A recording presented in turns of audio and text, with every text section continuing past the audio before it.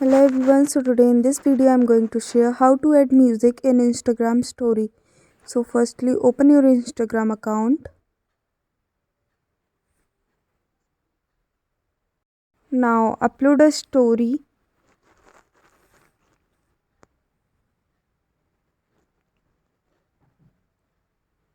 Now tap on the middle icon.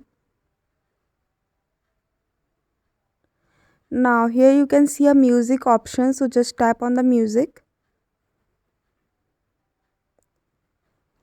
Now select the music that you want.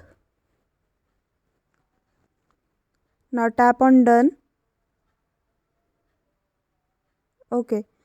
Now you can see bottom right corner, so just tap on the arrow. Here you can see close friends and share. So if you direct share, then all the people can see your story, and if you want to add your story in close friends, then just tap on the close friends and then share. Okay, so this is how you can add music in your Instagram story. Thank you for watching this video.